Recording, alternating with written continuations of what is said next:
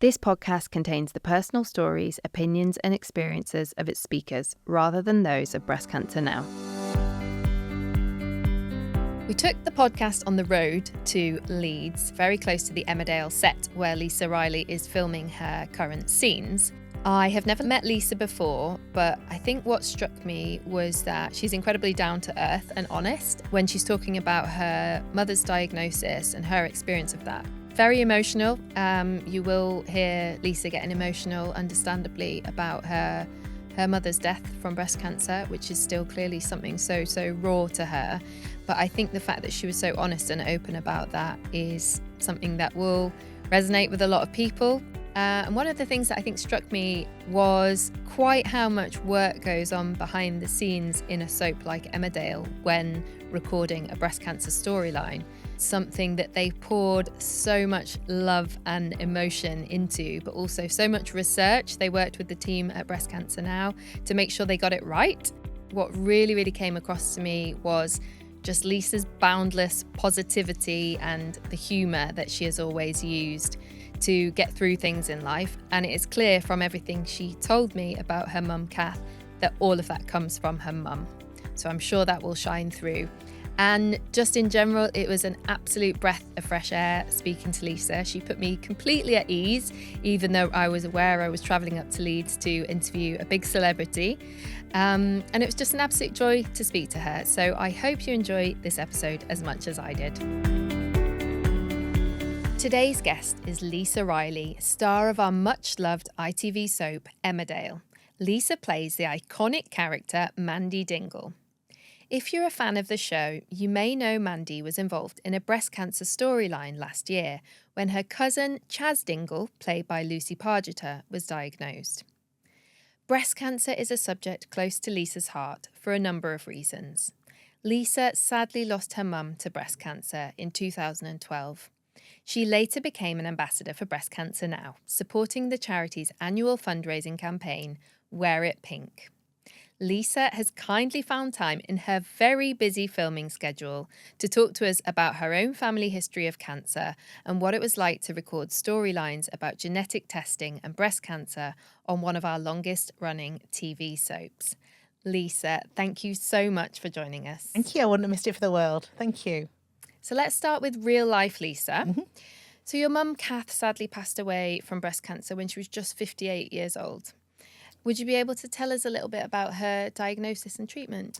Yeah, I mean, I've publicly spoken about what happened to Mum and how it's affected, obviously, myself and all our family. But it all started with the fact, obviously, I was always filming and my days off were so precious. So every Friday, I would always, no matter where I was, if I was in London, if I was in the north, in Scotland, I would always try and get back to Bury in Lancashire, where I'm from originally, where my family still live now. So this particular day, it was Italian night and Mum got out the shower. I was like, as usual, Mum, I'm so sorry I'm late. I've made it. She's getting out the shower and her towel dropped. And I was like, okay, I'm a woman. I know. I was like, what's that? And she's like, oh, don't be so daft. And I was like, what's that, Mum? She's like, oh, and really wanted to cover herself up so quickly. And I was like, no, I want to see what that is. And she's like, will you please stop being dramatic? Anyway, what I could see of Mum's areolae, it looked the best way, like a deflated balloon. That's what I always describe it as, like a balloon that needed air in it, like it was being sucked from the inside. And she's like, it's nothing, you're just being dramatic. Well, me being me, I'm not being dramatic. I want to get it sorted. And I spoke to my dad really quickly. My dad was like, as he does, was like, oh, it'll be nothing. And so that was the Friday night.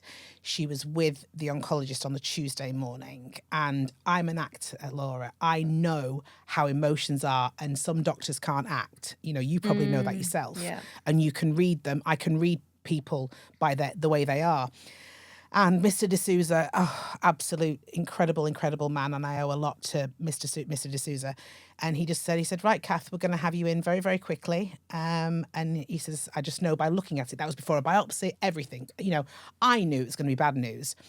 The tumour was obviously predominant at the front of her breast. And as we could see, it was sucking, and that's what she she was had, and to this day, and I always say, don't be an ostrich. Please don't be an ostrich by putting your head in the sand in hope it's going to go away, in hoping that no one will see it. I mean, look where we are nowadays, whereas, this is years ago with my mum, and not that I think that mum would have had a longer life, because I don't. I really don't, knowing what I do know and how much knowledge I have about oncology and breast cancer now.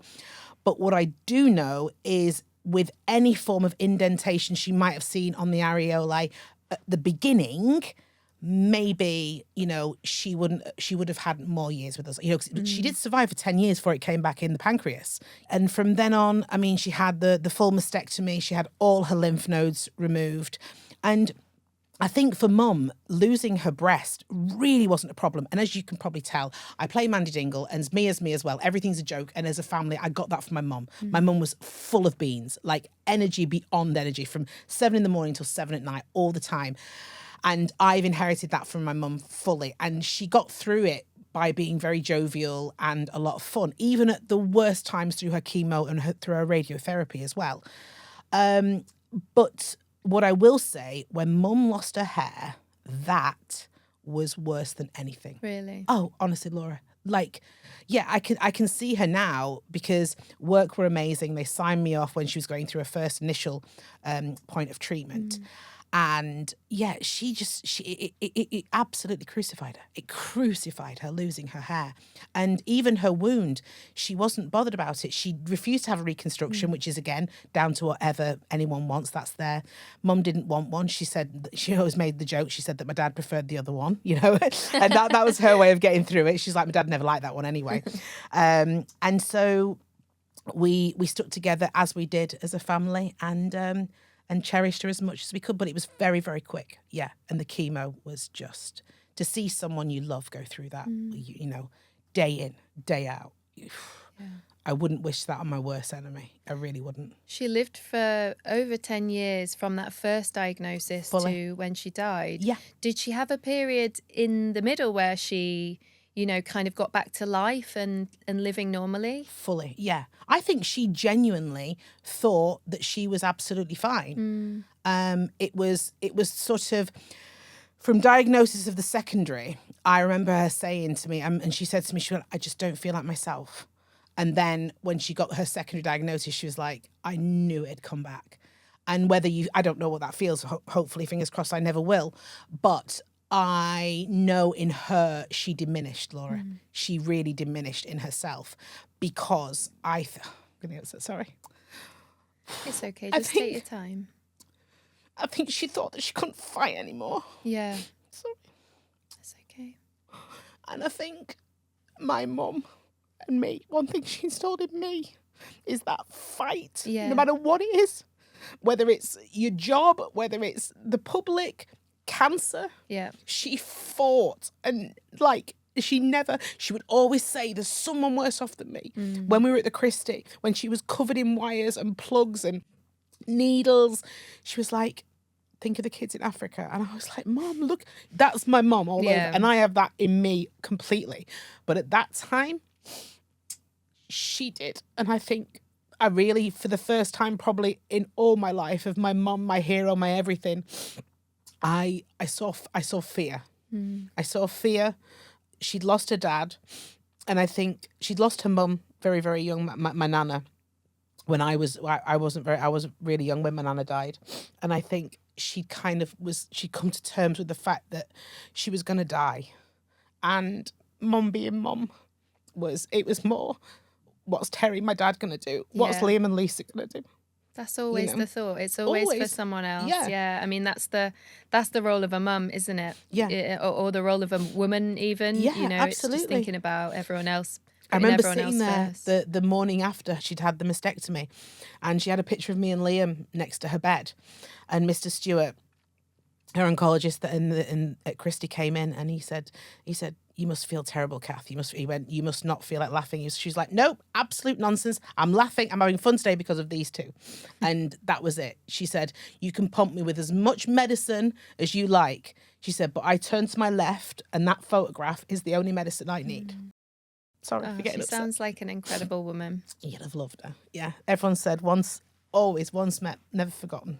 So hopefully I keep a legacy going. That's my job now. Mr. Stewart, Mum's oncologist, he was unbelievable. He kept the family informed throughout everything, and he wasn't kind of leading us up at the wrong path in what was going to happen, because he was actually a main tutor at the Christie in Manchester, which is like one of the biggest oncology units in the country. I mean, we joke saying if you want to get cancer, get it in the north, because you've got Christie's on your doorstep. This was where I was in 2012 as well. I also had my surgery at the Christie and my chemotherapy at the Christie. So it's actually sometimes makes me cry when I think about the Christie, when I think about my surgeon there. So Mum calls it her safe haven place, always. Yeah, totally. And as Mr. Stewart was a tutor, he said, Cath, he said, I'm not going to tell any lies to you. He said, on paper, you should be dead. He said, everything. The size of your tumour, where it spread initially, he said, you defeat every morsel of medical science. And I do think that's Mum's fight. That's something that a medicine bottle can't give you, you know? And for that, I'm so proud of her. I'm so proud of her. And I remember when we had a fundraiser, and Mr. Stewart stood on the lectern, and he said, this woman, he said, whatever I give her is nothing to her. And then for her to survive then a further 10 years. Yeah. She defied everything. But the Christie it's a special, a special place. It really is. Yeah. I think if I haven't been back there for over 10 years, but I think if I walked through the door, I would cry. It would bring out so many emotions in me. Yeah. But it's an interesting point you touch on, because there are different views about whether a person's positivity and attitude and whether their mental side contributes to their survival. And there are some thoughts that I don't think there have been many studies on it, but there are some thoughts that that really does contribute. And obviously that it's a very tricky one, because you do get patients who say, well, does that mean because I'm upset and I'm not coping well with it that I'm hindering my own treatment? And of course that's not the case. It's your medical treatment is one thing, and sometimes that fight language can upset people as well. But I mean, certainly for me, getting through it with humour and getting through it with a lightness and just trying to see the good side as well. We've always done that as a family. We've always done that as a family. Even like the devout, like I say devout Catholic. I went to a devout Catholic school, and probably very lapsed Catholic now. I'll openly admit that. But my mum, who was taught by nuns as well, we were always said, like, you never swear in church and you never swear at a priest, okay? So it was the morning. Mum had a lot of morphine on the day. And the lovely nurses at the house, because Mum passed away at my home, as she wanted that. She wanted it to be at my house with her. And it was literally, we joke about it. It was like a scene from The Sopranos. Everyone at the bottom of the bed. And literally, my dad said, we're going to have to call the priest. So Father Paul, amazing. He married my brother. He married like all the family, all my nephews, my niece, did all their christenings. And he stands at the top where Mum and my Auntie Joyce was there, putting a little bit of orange cordial on Mum's lip. And she turned round and she just went, what the are you doing there? She swore at a priest. And to this day, like, we have literally dined out on that story as a family, that the morning Mum actually died, that she got to swear at a priest. It's our favourite thing ever. And again, that's that humour that through times when you're broken to your core. You speak to all my family and all my friends. I look back now and they have all said to me, as time now has gone past, we never thought you would leave. They call it like Lisa's Valley of Doom, that they never thought they were going to get me back. They all say that they'd lost me, What do you mean? Because you were so broken from your mum? And so how did you, because you were in your 30s then, how did you come back from that? I mean, I know you never get over it, but how has your life changed and how have you felt better since then? So Mum passed the last week of July, and in the June I got a call from the BBC saying, we'd like to interview you for Strictly Come Dancing. And take a minute if you need to. And they said, will you come to London and meet the bosses? Now I was like, wow, Strictly Come Dancing, this is unreal. And knowing that I'd gone to drama school, to dance school, but I think fundamentally people looked at my size and was like, oh, right, she's going to be another Anne Widdecombe, she's going to be the comedy one. And I was like, okay, I'll be fine with that. So I had the meeting, and you do a trial dance, and they were like, wow, she really can dance, you know, and it's proof that, you know, you should never, ever look at someone and judge anyone and think you're going to be something. Yeah. So I got back for the meeting, and Mum was there, and she was in bed, and she's like, you're gleaming, you're glowing. And I was like, Mum, it went really, really well. I said, but I don't know. And she was like, darling, don't worry about the dancing. Just go out there and just be you. And it was those 3 words, just be you. Anyway, the inevitable happened in the July, and I got the call, but of course you cannot tell anybody. But I couldn't let my mum die not knowing that I was going to be on Strictly, even though I felt she was with me the whole way. And every week on Strictly, I went out there and I was like, I'm doing this for you, Mum. I'm doing this for you. So what better therapy than doing Strictly? But then Strictly ended in the February after I'd done the tour. And that's when I was just like, there was no way out for me. So Strictly kind of kept you afloat for a period, and then it really hit. Completely, yeah. And I didn't have, because I've been working solidly with Strictly, and then I didn't have a job to go on to, because I thought I genuinely need a rest. But in hindsight, I should have stayed on that train fully. And to take sort of the late February and the March off was really dangerous for me. And I went to a really horrible place, because it was the kind of time where this craziness, this bubble of Strictly had popped, and all of a sudden my dad was on the Strictly train with me. My brother was. It was a great plaster for all of us. But then my dad was a broken man, and I had to be the strong woman. I was the eldest daughter. I had to prop my brother up. My brother keeps everything inside, and I'm a leader. You can probably tell that. You know, that's who I am. And yet I stopped looking after me, and that was a mistake. A lot of people say it's the same with breast cancer treatment. When people stop the treatment, they stop going for the chemo, they finish the radiotherapy, that's when it hits emotionally. And I guess it's a similar thing with grief. You had something to keep you really busy and keep you really occupied, and it also kept you knowing that your mum was there, you know, knowing that she wanted you to do Strictly, and she was so proud of you and everything. Yeah. But so what happened next then? How did you cope at that time?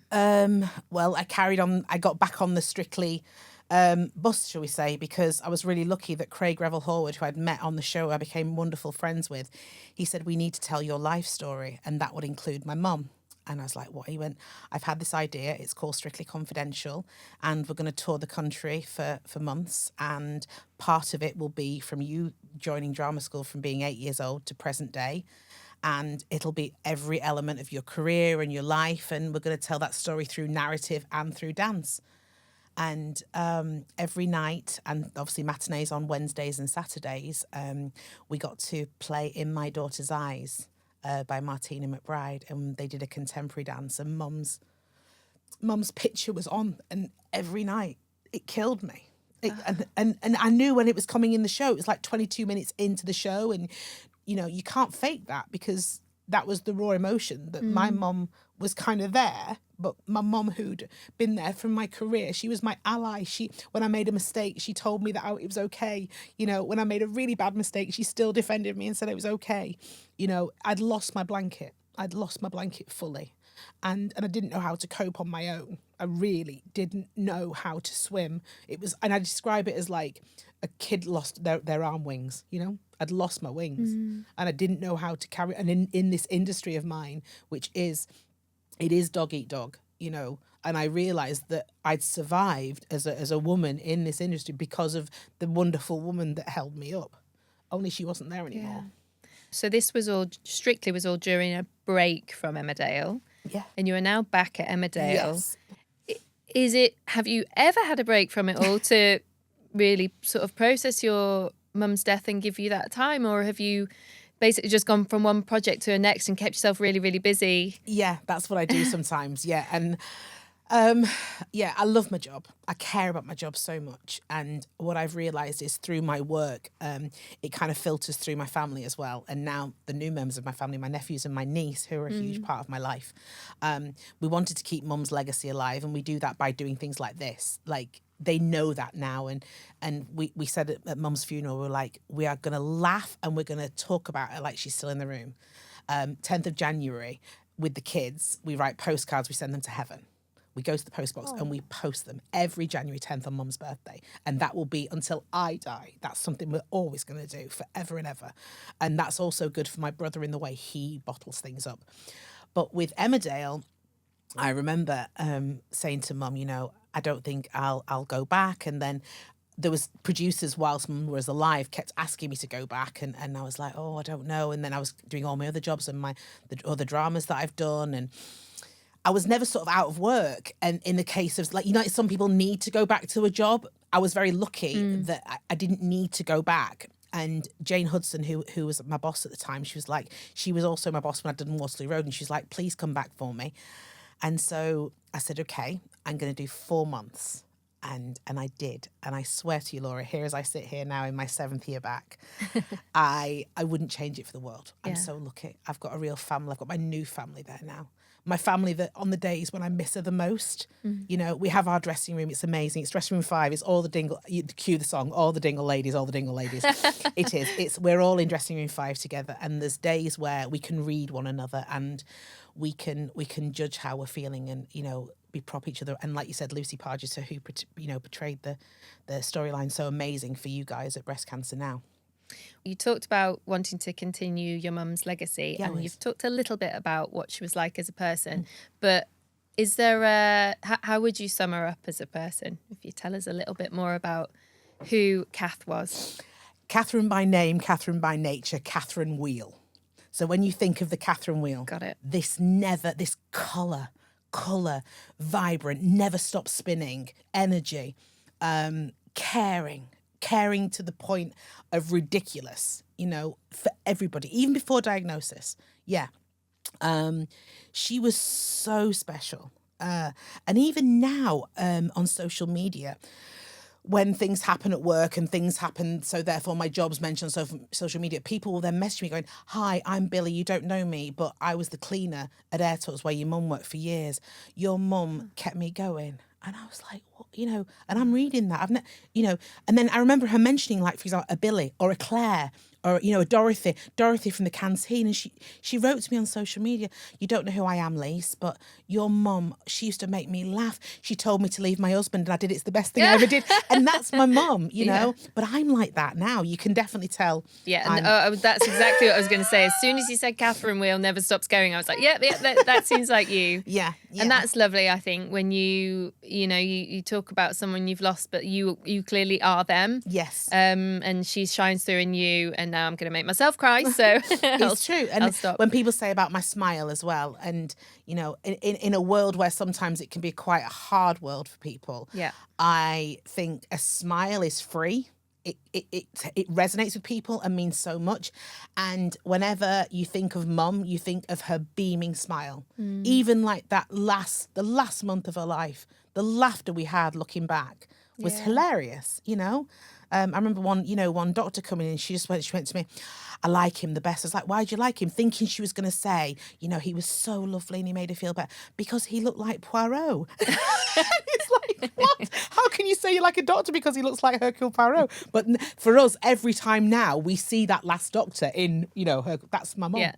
I like that. I like it's the memories, and you can still make memories up until the last day of your life. Of course. And the fact that you look back on the last day of her life with a smile, I mean, with obviously absolute devastation, but with a smile because of something she said that made you laugh. Fully. Is really lovely.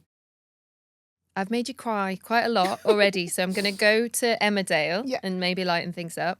You took a break for a number of years, but you actually started playing Mandy Dingle in 1995. How does it feel to be on a soap for 30 years, albeit on and off? Yes, this July is my 30th. It's incredible. It truly is. And it's testament to the producers and the writers. And some will say me, because I do give it my all and I do care. There's never a day where I phone in an episode or phone in a scene. Every word I speak has been written because a writer wants me to say it, because a producer wants the story portrayed. And I care about what I do, no matter how old I'm getting now. And I am now. I was the kid on the block. Now I'm the nana on the block. And it's lovely for all the young'uns. They come to me for advice, Laura. Because fame, people think it's all brilliant. As I sit here with you now, I'll be 49 in July. I've been in the public eye since I was 14 years old, and it's changed a lot. And now with social media. So if the young'uns need to lean on me, Oh my God, of course. And I'll be there for them. And I'm quite brutal. I don't fudge things over. I don't like, what I call paint the glossy picture. I go this and this and this, and there'll be a repercussion, because you can't throw fog at people, in my humble opinion. You can't, because we live in a world where everyone goes, oh, it's all fine. Really? Sometimes it's not. There is foggy days. And so by being truthful, people know they can come to me, and I'll be there for them, and I'll listen, and I'll try and give them the best advice I possibly can, certainly from being in the industry, And is anyone there for you in that way? Do you have, well, you mentioned you have your Emmerdale family. Yeah. In your support. I think if you spoke to everyone at Emmerdale, they'd probably say, we go to Lisa. Yeah. They call it Riley's retreat. So you're the mama. Yeah, well, do you know what I always say, right? I didn't have kids for my own reason. My IVF didn't work. That's fine.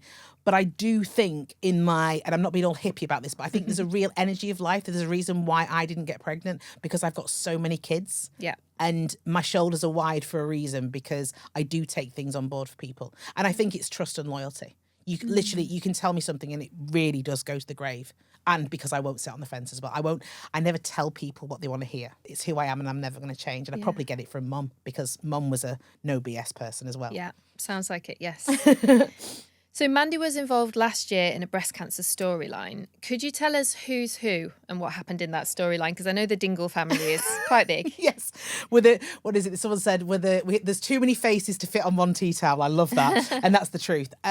Yes, the Dingles were created now 31 years ago. And we are a dysfunctional family from the north. And yes, there's lots of us. And inevitably, Chaz, who is Mandy's cousin, her mum, as in, so Faith, also had breast cancer. And then Lucy got the call to go upstairs to the bosses, because we were going to do the Jean storyline. Lucy plays Chaz. Lucy plays Chaz, yes, because no one in soap had done the Jean storyline. Right. And many soap operas do breast cancer for the right reasons, but I think it's the Jean storyline that means a lot and will hit home and will become a massive talking point, and it did. Yeah. Lucy knew that they were never going to kill the character off. They were going to play it for truth. They work with breast cancer now, and they spoke to so many ladies who'd been through it. Lucy came to me a lot, which was lovely. And I remember a press day me and Lucy did together. And it's a day where you go to a recording studio, a bit similar to this, and you're kind of fed to every studio, and you do 40 interviews in one day. And obviously in the downtime in between, she kept saying, no, I went to Lisa. If I had any questions in the dressing room, I'd ask Lisa, and Lisa told me the truth about how you're feeling, the body language. There was a really lovely moment when Eve, who actually plays in the story now, my stepdaughter, it's really weird, my cousin and my stepdaughter, I know, when she married my husband now, it's soap, and she had her body after she'd come back from treatment, and I said, Eve wouldn't be able to jump on the couch like that. Right. You know that. So even though we have a lot of advisors on set, we have nurses, I just said that as a friend, and so she just kept the pillow like this, of her arms, and when it went out, I said to the director, you can't have the kid jumping on, because then that would be a different point of the scene. You understand that?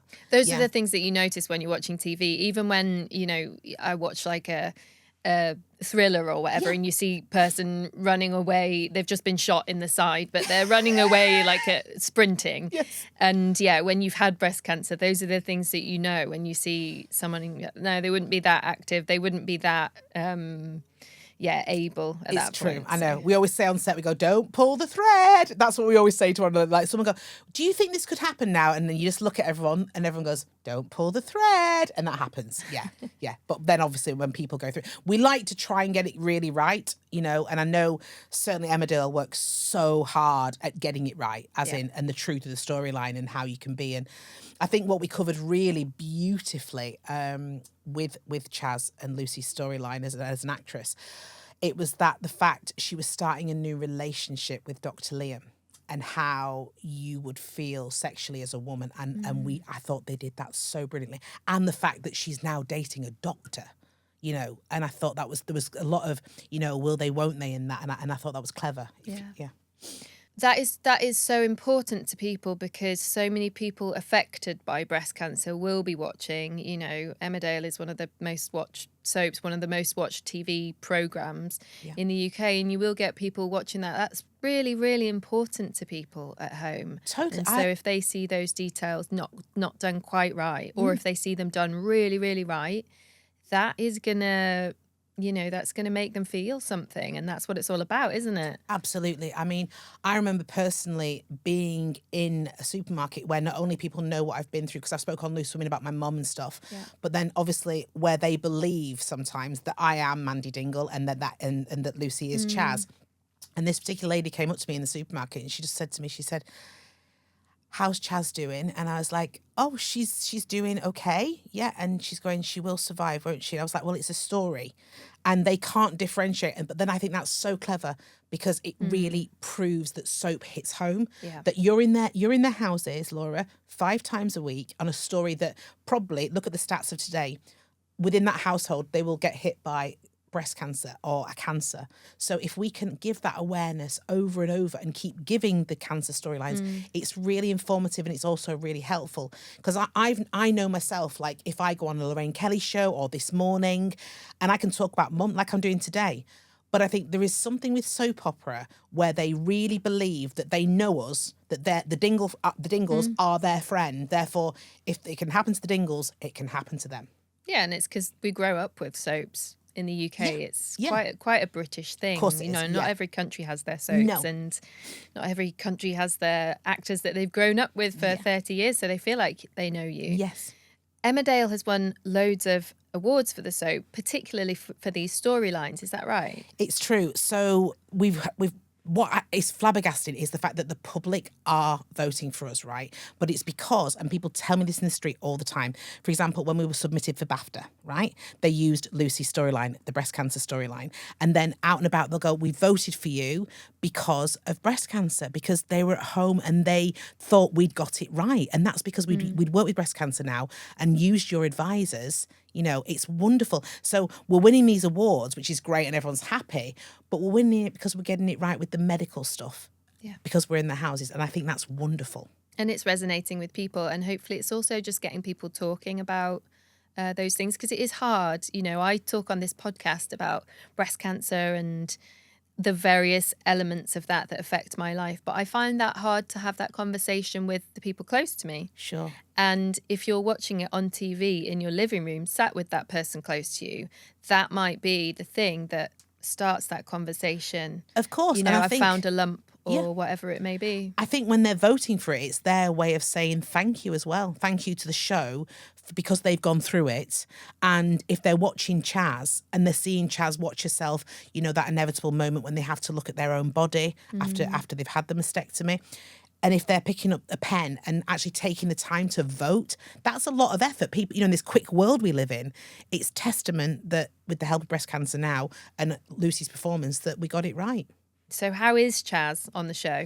She's absolutely fine. So she's had the mastectomy, had all her treatment, and you've now found out that Aaron, her son, has the gene. Okay, so we're talking about the BRCA gene mutation now. Yes. So tell us a little bit about that storyline. This was really weird, and I'm openly going to speak about it because I have spoken about it before.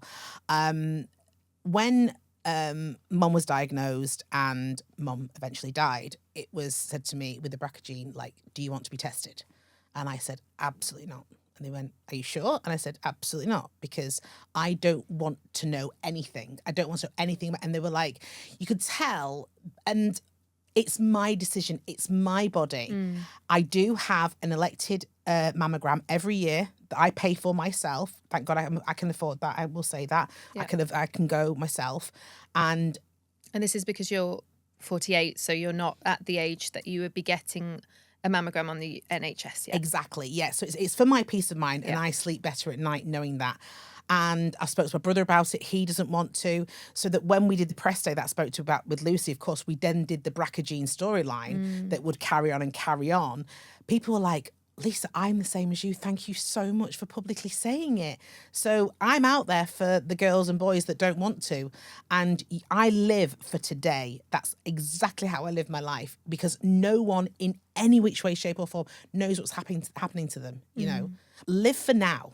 And I don't want to know, but that's just me personally. It's funny because it is just you personally, and and it's great to have both sides of the arguments on this podcast, I think, because I'm the complete opposite. I'm knowledge is power all the way. Yeah. And so it's slightly different to you because I was diagnosed with breast cancer myself. Yeah.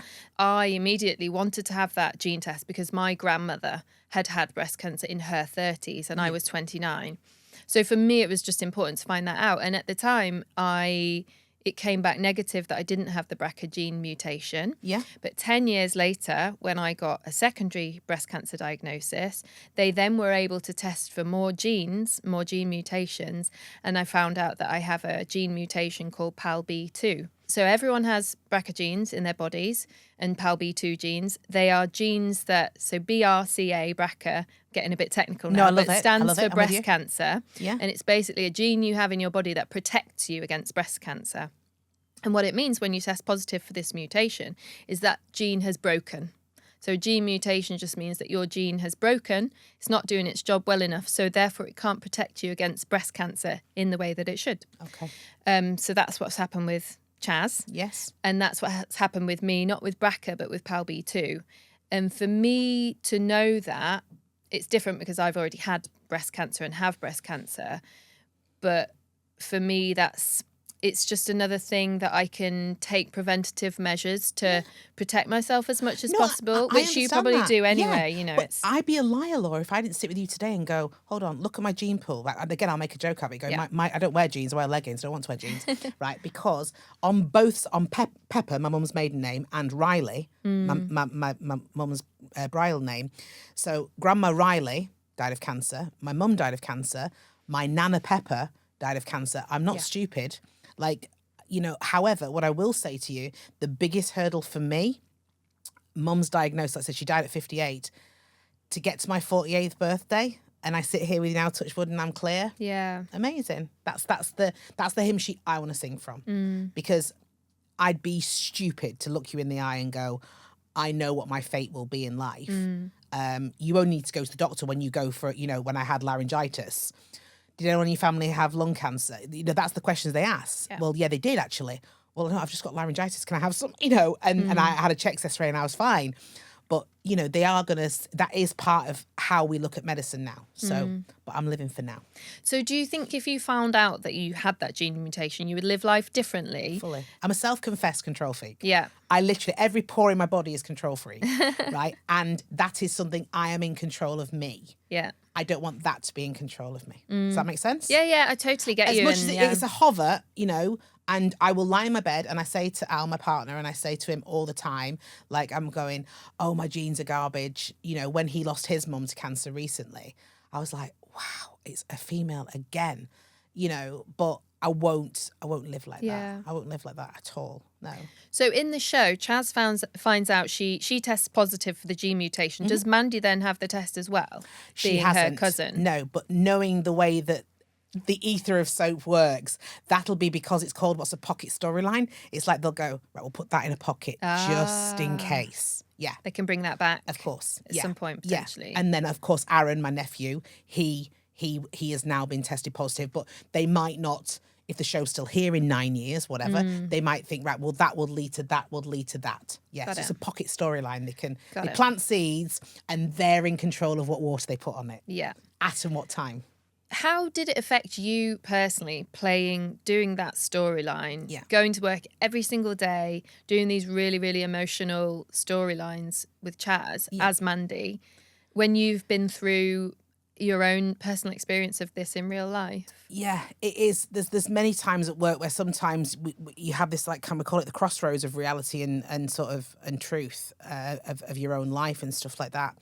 The bit that I found really hard that I only told Lucy later was Lucy actually had her implants as her removed years ago, and she's quite an advocate of having them because one leaked and she had her implants taken out. So as Chaz, she had 2 chicken fillets, right? And she'd wear them as Chaz. And then what she discussed with Jane when they knew the storyline was happening, she was going, we're getting rid of the chicken fillets because actually the flatness of the mastectomy, she'd have nothing. And I remember being in dressing room 5 with the girls and Lucy was just like messing around. And she went, and the chicken fillets are off, they're going. And I could like see my mum. And then I started getting really teary-eyed and she knew. And again, a very jovial moment, because Mum was just like, I remember being in Tenerife and she went, sod this. And it drove her mad, because Mum was a big-breasted woman as well, so it was heavy, you know. And like going through a security, she was hilarious. At Manchester Airport, she went, here we go again.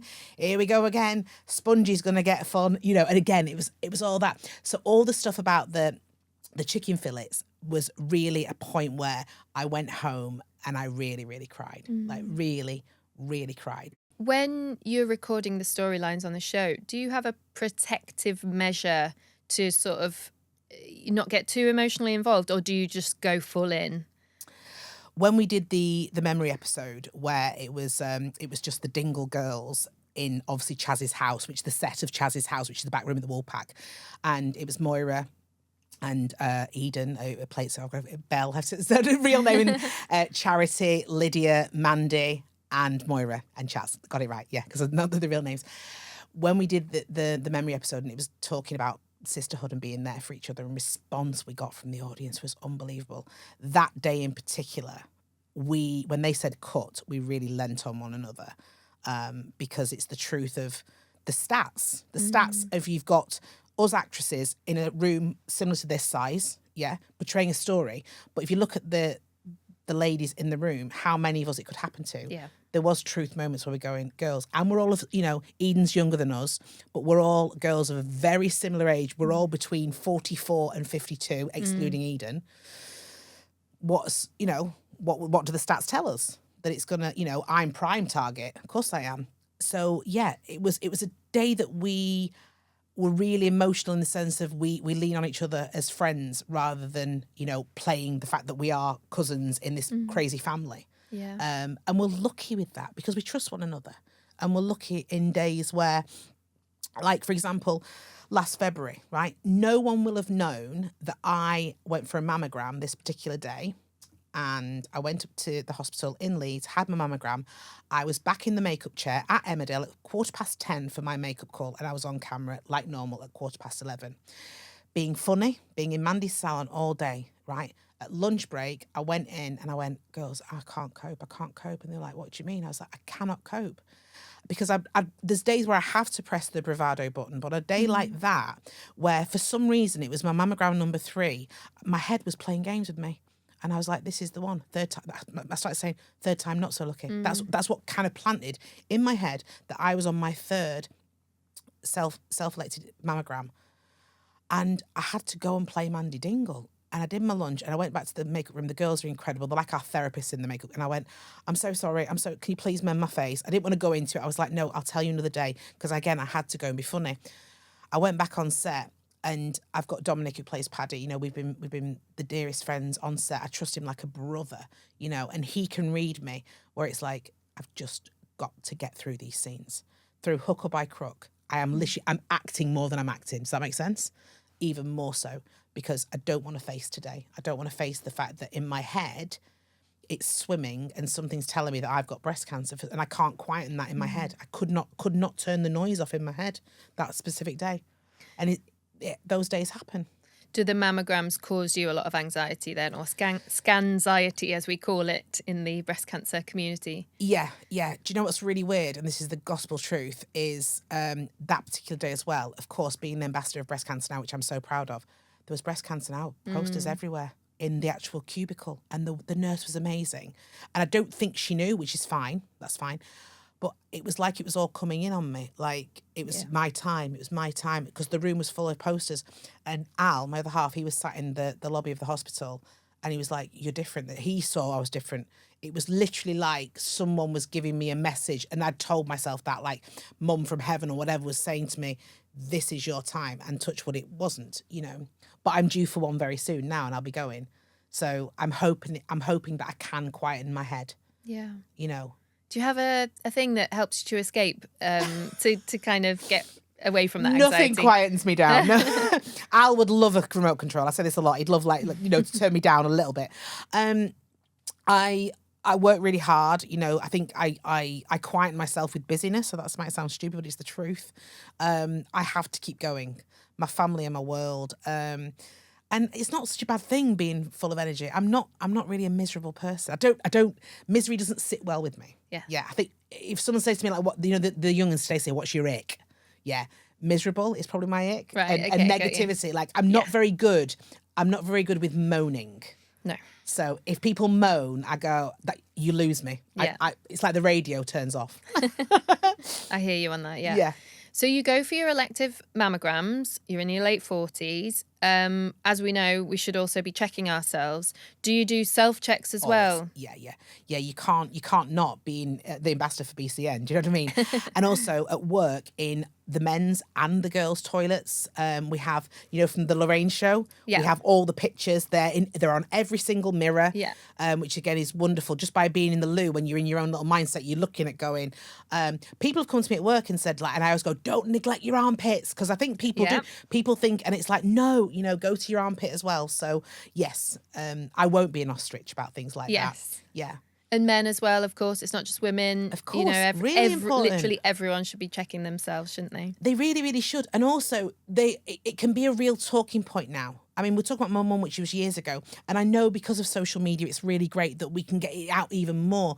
But also, when you're on a night out, it's okay to talk about it. If you feel anything that's remotely different, come on, we know our own bodies. We do. That reflection you see in the mirror. Anything that you feel is not your normal, ring the GP. Yeah. That's because as we started this, my mum was an ostrich. Don't keep your head in the sand. Don't be an ostrich. That's that. You say, what's your mantra of life? That's mine. With any form of cancer, do not be an ostrich, because that extra 3 months could save your life. And we know that with the stats. The stats now are brilliant. So do you have a particular method of checking yourself? I think mirror and body is the first great one, and you look at your body head to toe and you're very aware. When you're in the shower, that's always really good. And I say that to everybody. I say to my friends, you don't just washing yourself. And with the campaign, you have TLC, touch, look, check. It's amazing. When you're in the shower, just touch, and then look in the mirror and then check yourself all over. It's a really easy thing to think. TLC, as tender loving care, as we know the very famous song as well. It's important to kind of use that method in your head and use those words if that's what you're doing. And also with your partner as well. You can check yourself, but sometimes, I know this happened to a friend of mine, it was their partner that basically was like, that wasn't right. And then lo and behold, it was something. She's fine. She's absolutely fine now. But, why not? TLC. Look after one another. And I think that is really important. And that's something that you can say to your friends, you touch, look, and and check. It's really simple. And also it's important to know that you're not looking for something. You're just checking. You're just checking for what's normal. You're not looking to find something that might be breast cancer, because in most cases there's not going to be anything to find. No, I spoke to one of the it was actually one of the classroom attendants at my nephew's school, and this is so interesting because, again, when people you just said then about it's always a lump or dimpling or like what could be like cellulite, and hers, because we spoke about this in the playground, it was just a tiny dot. Right. And she thought it was like a little skin nick, or, she might have caught herself with a bra strap or anything. And of course, over 2 months, that dot, and it was the tiniest, like literally smaller than an earring, Laura, smaller than an earring. And she just went and had it checked. It was breast cancer. Yeah. Something that over time she just thought, no, after like month number 2, this isn't right. And of course, it turned out to be breast cancer. She's fine, thank goodness. Great. That's it. It's getting to know what's normal over time. If something changes. Fully. And if something changes over time, go to your doctor. Go to your GP. And always, can we please reiterate this, because this is so important. Like, and I've spoke about my mum with the ostrich thing. Never, ever, ever think you're wasting doctors' time. Oh, no, absolutely Do you hear this not. a lot? Yes. And I hear it so much. No, even if the world we live in and I didn't get an appointment, you will get an appointment. You will. Even if it's a Zoom call or it's a phone call, just make that contact. Don't kind of watch daytime TV and go, and they're doing a breast cancer time and, a section and a topic on breast cancer.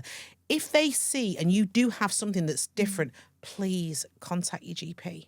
because it's so important. But there's so many people that say that, I didn't want to waste the doctor's time. Why not? I mean, that is literally their job, but also a doctor would much rather you go with the early symptoms of a breast cancer or just a lump or something small in your breast than you go a year down the line when you've got back pain and breathlessness and all sorts of other things, which means it's at a much later stage potentially. So It's that just whole thing go as soon as you can. Yeah, when they say nip it in the bud, literally nip it in the bud. Yeah. You can hear yourself saying that, so do it. Put it into action. TLC, nip it in the bud. Always. Yes. So just going back to the show, I know that the show's writers and you and Lucy, I think, worked with Breast Cancer Now on the storyline. How did you and Lucy research the role and how did you work with Breast Cancer Now on that? So Lucy was given the option to speak to survivors and what's called how her body would be. So how, again, sitting and to tell the narrative. She, as an actress, chose not to do that. She wanted her interpretation and how her mindset. She's played Chaz for all these years. She knows that Chaz is she's like a go-getter woman. She's fierce. She's girl power.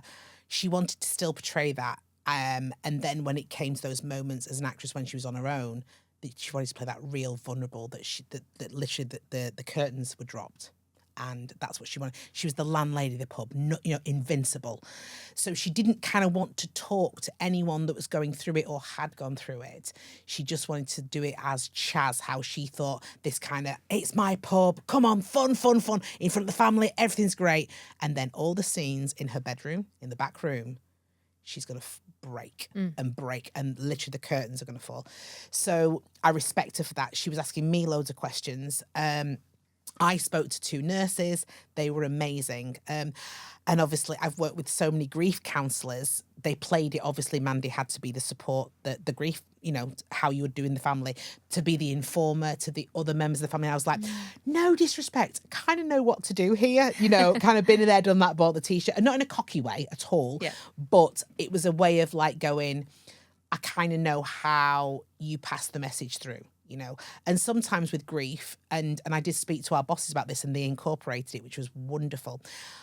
When someone's going through the worst part of grief, obviously Chaz didn't die, but like when news, people try and busy themselves around you. Like all of a sudden you've got like 60 bottles, 60 bowls of soup being delivered as if that's all you need. And it's like, actually, you don't, everyone just back off. So of course they wrote in that Lydia, who is the mumsy one, the fact Lydia's come around with, vats and vats of soup, thinking that that's the way to make it better in hope of going away. Got it. Although I would say that bringing food is always a great way to help out someone who's either grieving or going through breast cancer in any way. Yeah. So. And look at me in true Dingle style with a snotty tissue. I'll put that down there just for anybody. Yeah, always a Dingle. So soaps like Emmerdale are obviously meant for entertainment, but they do cover serious storylines, and these storylines can have a massive impact on our lives. What do you think is the role of the soap in terms of educating, helping, informing, entertaining people with serious issues like breast cancer? I think it's the 2 words you just said then. I think it's informing and it's entertaining. Because we're not ramming statistics down people's throat. And, some people might feel reluctant to read a pamphlet, for example. I know I'm that sort of person. I'd be like, okay. Whereas they don't actually know they're being taught all the lessons, all the information and how you will be feeling. Because actually you go, I love Chaz and Mandy. I love that relationship. And yet they're going and they're checking themselves. Because they're just watching Chaz and Mandy and they don't know body language why. They're just doing it. Now, that's really clever. That's kind of, we're manipulating the audience, but we're not for the good. The brilliance we had it with Marlon's storyline when we did the stroke story. And of course, as we know, men don't talk. Men find it so difficult. And the amount of lives we've now saved through Marlon's storyline, and then Paddy, we did the suicide, and Mandy was the strap line was everyone needs a Mandy. And I think that again, it's wonderful, and so many people like from Mandy's Man Club have come out and said, "Oh, everyone needs a Mandy," because it's how you speak to them, how you look after them, and that's what soaps do, and it's wonderful. I think it's because they genuinely feel like we're their friends, that we live on their street. you know, they'll joke like when we see people when they get recognised or I'll be on a train and they'll say, oh, we wouldn't like to live in Emmerdale, you know, there's all this going on. Actually, you would, because we're telling you what goes on in real life. And Emmerdale is absolutely brilliant at getting it right and the real narrative. And especially when we do these big medical storylines, you know, with the breast cancer, with the stroke, with suicide. I'm so proud of the show for that. And I guess that's because the producers and the writers always work with organisations and charities like Breast Cancer Now. So they want to get the storyline right and accurate. Yeah. The only thing that I will say, and what people do need to know, is I play Mandy Dingle as a character who is Chaz's confidant and support. I'm Lisa Riley, lost my mum to breast cancer. I'm not a medical advisor. So on social media, people, therefore, I get absolutely saturated with questions and people saying to me, hi, Lisa, I'm Beth from Rochdale. I found a lump. I don't know what to do. So I can give all your information for Breast Cancer Now, hoping to God that she will pick the phone up and speak to your advisors or find her own clinician and try and... But I don't know that. And that's the point where it's very difficult and my guilty head takes over, and work are brilliant. Like they'll go, right, and now after every episode, they now put out, if this is happening to you, please go to ITV website and there's all the helplines. Because I don't know the medical, I don't know what I should be saying and I'm frightened of getting it wrong. So hopefully they'll kind of... It's not me being an ostrich, but I just don't know what to say. And that's when it's really hard. Have you ever had anyone coming to you and saying, because of the show, because of that storyline, I found a lump and got it checked? Absolutely. Yeah. Isn't that wonderful? That's amazing, yeah. We're saving lives in that, and we don't know. It's like when we did the infertile story for Mandy, when we did my infertile storyline, and obviously a woman having a hysterectomy so young and going into relationships. And I remember I had, Laura, the most beautiful email came through to me, and it was a girl who was 24 years old and she'd had to have a hysterectomy at 21, and she said she was never going to get a partner, and thank you for portraying the truth of that storyline, that forever. And then she then wrote back to me, she said she's found love, and I was like, oh, I was like a guardian angel. I mean, that's incredible, because I didn't know, even doing the storyline, girls were that young having to have hysterectomies and how that must be, you know. So yeah, there's times when we're very proud when we get it right. Yeah. We know that when Angelina Jolie many years ago decided to have her preventative double mastectomy because she had tested positive for the BRCA gene, that caused a surge in public, you know, because she was so famous. So many people went for testing, and it was really helped to raise awareness in many ways.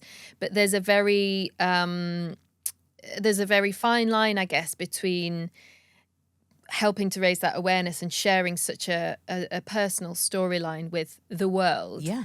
Where do you draw your boundaries between Lisa Riley, who you share with the world on Instagram and, you know, on your socials, and Lisa Riley, who just needs to be private and grieve your mum and, you know, just give yourself a little bit of time? Yeah, I think it comes down to me being...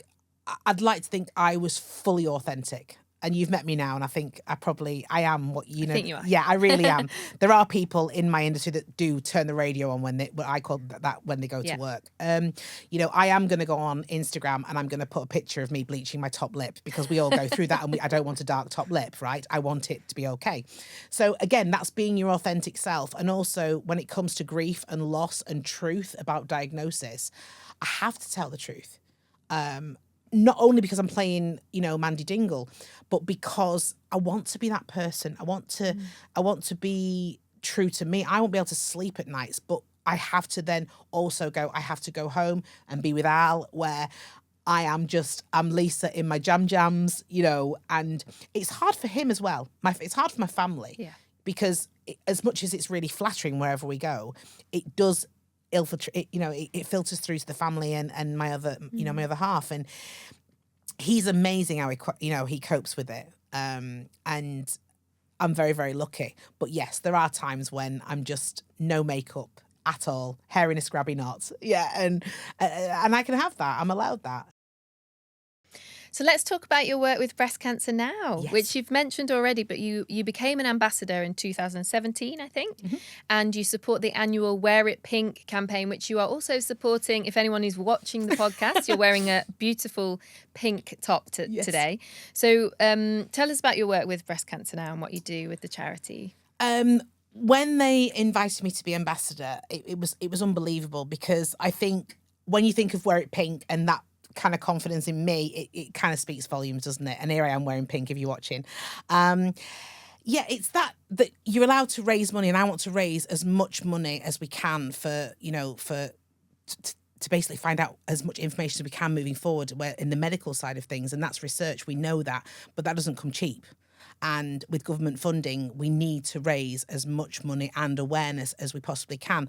And I do have a platform, women like Lisa Riley. You can't get away from that. Women and men, of course, but women do like me. And I think that's because I'm a very honest person, and because I've spoken so openly about my mum when I was on Loose Women. That, again, has a huge female audience. And Mandy Dingle. So I think all sandwiched together, it was inevitable that I was going to be a sort of flagship for the charity.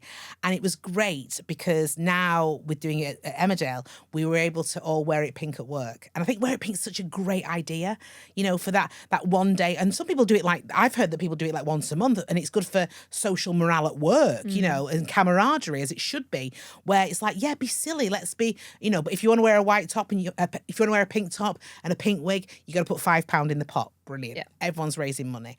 So I think, it was who I am kind of went hand in hand. And this year, more than ever, which was amazing, that people might not know this, but I'm going to share it with you now. So Wear It Pink Day fell on... This is 2024 we're talking about. 2024 just now. Obviously, Belle Dingle, my niece in the storyline, we've done a coercion storyline, which again has affected so many women. We've had like one of the biggest responses to any of our storyline. It was a full year. And by complete fluke, the sort of the end of the storyline, that everyone hated Tom and they were so on Belle's side, and it was the court week. We were filming in the courtroom up north, and it fell that Wear It Pink Day was one of the court days. Now, the storyline was all kind of doom and gloom and what happened. And so I rang up our production coordinator. I said, look, this is probably going to be a no, but I was wondering, could we dress the makeup truck as pink? Can we dress the wardrobe truck on location in pink? And can we all wear pink to work? Now, normally that would be like a no. They were like, absolutely. And like all the makeup girls and everyone, all the costume, everyone was in pink that day. We came to work. The makeup truck was full of balloons. If people saw my social media, everything was pink. And it really gave this brilliant sort of camaraderie on set that day. And everyone at Emmerdale was involved, and to raise money as well, it's even better. Because obviously there's people at my place that, have had mastectomies, they're going through chemo themselves and radiotherapy. So it was there as well for us to come and lean on one another, which I thought was amazing. And Wear It Pink is it's a great idea. It's a fun idea for people. And I'm so proud to be an ambassador for breast cancer now, because it's not, all right, I'm going to be honest. I've told you I want to stay. I'm going to say it, and I don't care. I'm going to say it. But there are quite a few people in the public eye that kind of just put the name to stuff, and it's like, that does make me a bit, You have to choose charity or charities that are linked to how you feel as a person. I'm not going to go and work for the Dog Trust because I don't have a dog. It's who I am. Yet people will do that. I choose breast cancer now because I know exactly what family members are going through, what people are going through who've had treatment. I've lived it. I lived it for all those years of my life. I held my mum in my arms when she took her last breath. I know what the truth of this is, and I'm not going to lie to anyone. I have no reason to need publicity. It's just, I just want to spread awareness. Of course, and you do that so much better if you've got that personal connection, because you believe in it so strongly and you know how important it is to raise that money. And as you mentioned, a lot of the money that breast cancer now raises from Wear It Pink and from the other campaigns is for research. And a lot of people don't necessarily know that breast cancer now does research, but there's so much research going into treatments, and not just treatments, but ways to make treatments kinder, so that people who are going through chemo in the future might not feel so crap going through chemo. And that's what that money does. So, if all you have to do is wear a pink top and donate a little bit of money, then, it's so worth it, isn't it? Well, you'll know, obviously you were at the Christie yourself, like what people don't know is those afternoons when people have had like radiotherapy and they're so tired that sofa didn't just miraculously get there, did it not? Oh, yeah, that sofa, because where you're sat or you're holding your mum's hand because they're feeling so poorly, is because of fundraising. fundraising. Charity, yeah. It's because that's why that sofa is there. And people might not know that. They might just think, oh, just sat down. And it's having that awareness of knowing where that comes from, as well as, of course, all the research money. You know, I remember me and Mum were lucky to go to to see the stem cell in Fulham, and my mum was flabbergasted, you know, and Cherie Blair was there, and she met Cherie Blair and all the work that Cherie Blair's done for breast cancer as well. And it was incredible. But again, it is that, and I'm not saying, but it's like monkey see, monkey do. When you're living it and you are it, you understand you know. I love being sat here with you today because it's like we have empathy with each other. We know that. And I think that's what's important, and getting that out there for people. And how can people get involved? How can people fundraise if they want to help? Well, everyone always thinks October. Okay, October is Breast Cancer Awareness Month, but it's every month of the year. You know, I'm wearing pink today, you know, and it's just, again, putting it out there as well as the other months of the year. But fundamentally, Wear It Pink Day is October, and you can go to the website and get all the pack, and then sign up your office wherever you work with all your girlfriends. If you want to have a Wear It Pink afternoon, you know, on the Prosecco or the No Secco, amazing. Those are the days, and you might know someone who's been through it, and you might just want to be there for them and have a real good jolly afternoon or night. It's great. Yeah. And we're still a good 6 months away from October. So please don't wait until then. No. Please go on the show notes of this podcast and have a look at the other links that we've got there for fundraising, because there is, as you say, stuff you can do every day. Yeah. And it might just be a little thing, you know, a little donation or a little regular donation that doesn't, you know, cost the price of a cup of coffee or whatever. So it's little things like and as well, like Evelyn, my niece, is 6 years old. She knows everything about her nana. Everything, you know, and for her to say, let's do a bun sale with my class, you know, there's 24 kids in her class, and if that's like £1 off, that's 24 quid, that's going somewhere. In this current climate, that 24 quid is going to a pot that's needed. And I think if we can do that with 6-year-olds, we're on the right track. Don't you agree? Absolutely. Yeah. Every little helps. Of course. Why is it important to you to work with this charity? I think it's really important because fundamentally I want to help. But I would be a liar if I wasn't sat here today to say, do you know what, Monday I might need you. I might need you myself. So I need to know that I've got that comfort blanket should I need it. But people know me and know that, you know, and I'll say it again, God gave me wide shoulders for a reason, because I like to be there for other people, and I'm loyal. I would never tell anybody, you know. I'm sat here with you now, and there's 4 dear people in my life that have had problems with cancer that no one will know, and I know, and I'll take that to the grave, you know.